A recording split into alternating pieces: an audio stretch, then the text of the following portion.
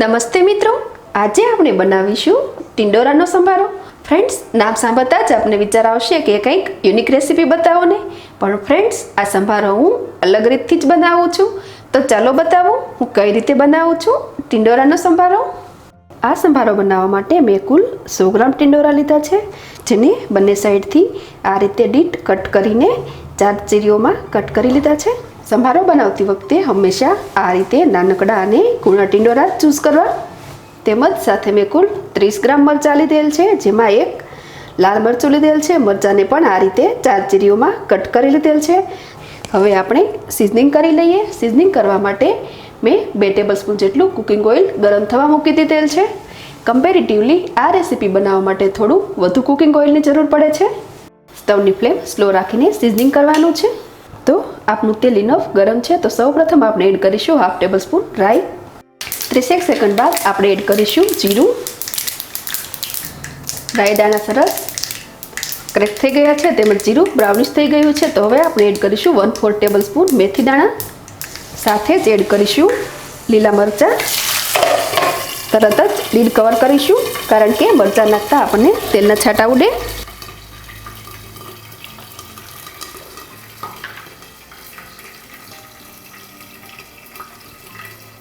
30 second બાદ આપણે add કરીશું સોલ્ટ। મેં અહીંયા 1/2 ટેબલસ્પૂન જેટલું સોલ્ટ લીધેલ છે, સાથે 1/2 ટેબલસ્પૂન જેટલી હળદર, તેમજ ચીરીઓમાં કાપેલા 100 ગ્રામ ટિંડોરા।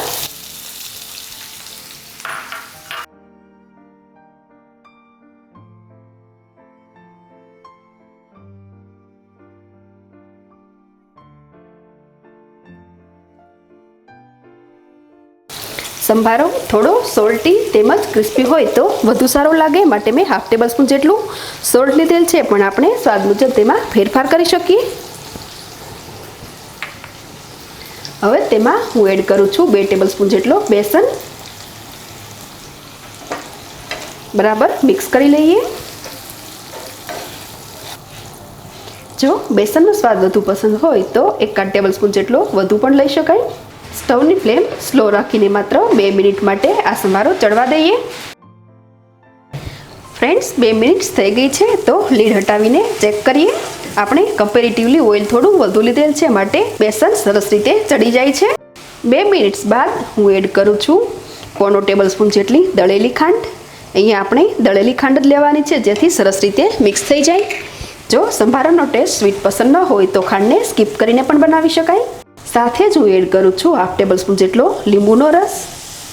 ખટાશ પસંદ હોય તો થોડો વધુ લીંબુનો રસ પણ લઈ શકાય। બધું સરસ રીતે મિક્સ કરી લઈએ અને 1 મિનિટ માટે ચડવા દઈએ।